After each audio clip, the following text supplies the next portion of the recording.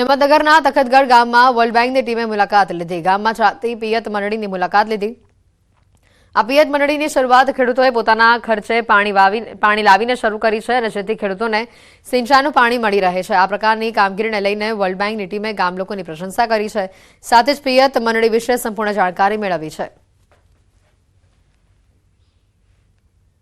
અહીંયા તખતગઢની અંદર ખાસ કરીને ખેડૂતો સહભાગી રીતે જે લિફ્ટ કરી અને આ સંપમાંથી પોતાના ખેતરમાં જે સિંચાઈ કરે છે સહકારી ધોરણે સામૂહિક ધોરણે એ જોવા માટે ખાસ અહીંયા આવેલ છે અને આ તખતગઢનો પ્રેરણાદાયી કિસ્સો છે। એનાથી રાજ્યના બીજા ખેડૂતોને પણ પ્રેરણા લેવા જેવી છે। એ લોકો આજે જે આ પિયત મંડળીનું સંચાલન છે એ જોવા માટે આવ્યા હતા, કઈ રીતનું આયોજન છે, ક્યાંથી પાણી લાવે છે અને કઈ રીતે વાપરે છે, એ લોકો આગળ આવા પ્રોજેક્ટ બનાવવા માટે અહીં જોવા માટે જ આવ્યા હતા, જેથી એમને ઉપયોગી માહિતી મળી રહે। સમાચારોમાં હાલ રોકાઈશું એક બ્રેક માટે।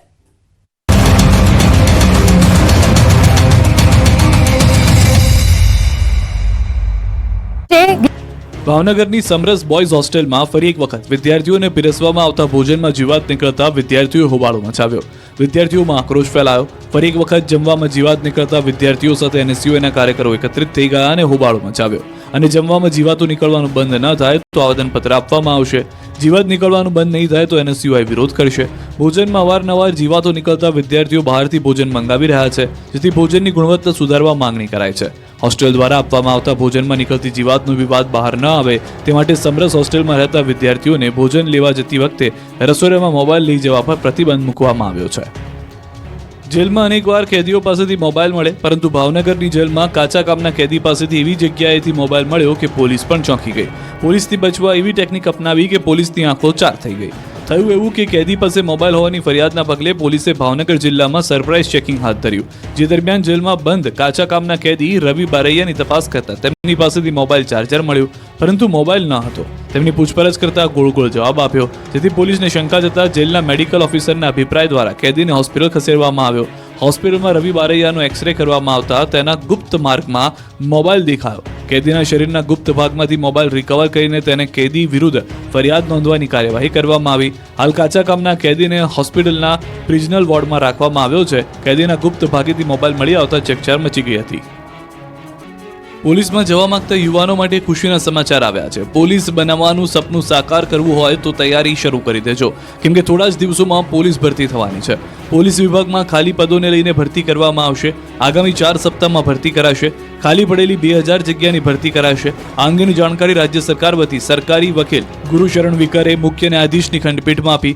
પાછલા 2 મહિનામાં કરેલી ભરતી અંગેની માહિતી પણ કોર્ટે ધ્યાને લીધી છે। ખાલી પડેલી 4723 પ્રમોશનલ પોસ્ટ પૈકી 3717 પોસ્ટ પર પણ ઝડપી કાર્યવાહી કરવામાં આવશે। હોમગાર્ડમાં જવા માટે ઉત્સુક યુવાનો માટે સારા સમાચાર આવ્યા છે।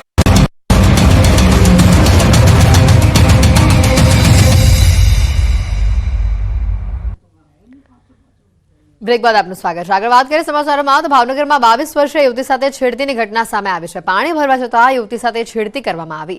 વર્તેજ વિસ્તારમાં ઘટના બનવા પામી છે। પોલીસે આરોપી ભુગા ચોરલિયા સામે ગુનો નોંધાવ્યો છે। યુવતીને સારવાર માટે હોસ્પિટલ ખસેડાઈ છે। ભાવનગરથી ઘટનાના દ્રશ્યો સામે આવ્યા છે। વર્તેજ વિસ્તારની આ ઘટના છે કે જ્યાં પાણી ભરવા યુવતી સાથે દુષ્કર્મની ઘટના સામે આવી છે। વધુ માહિતી મેળવીશું। નીતિન જોડાઈ ચૂક્યા છે ફોન લાઈન પર સંવાદદાતા।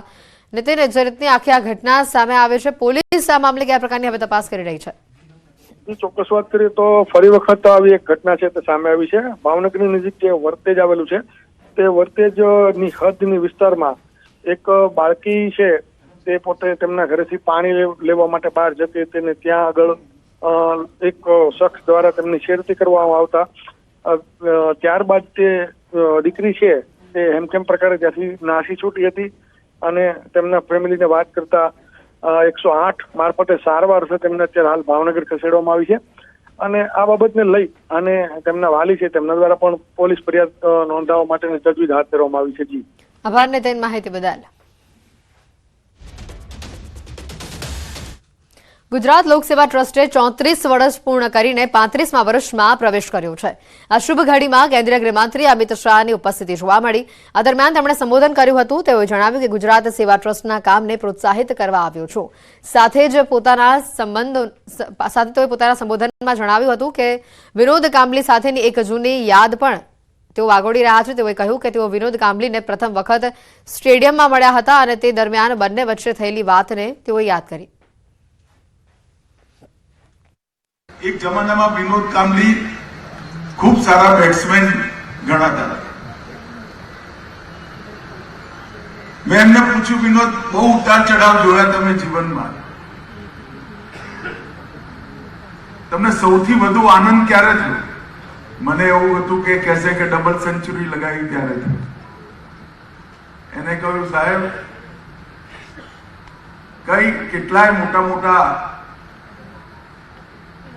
ખેલાડીઓને પરાસ્ત કર્યા, હું જીત્યો, રેકોર્ડ તોડ્યા, પરંતુ સૌથી વધુ આનંદ આજે પણ સવારે એક નાના બાળકને બેકફૂટ પર જઈને રમતા શીખવાડું ત્યારે થાય છે. એવો આનંદ ક્યારેય નથી. અમદાવાદ એપીએમસી ખાતે ચેરમેન અને વાઇસ ચેરમેનની ચૂંટણી યોજાઈ. અમદાવાદ એપીએમસીમાં 18 સભ્યો ઉપસ્થિત રહીને ચૂંટણી પ્રક્રિયા યોજાઈ.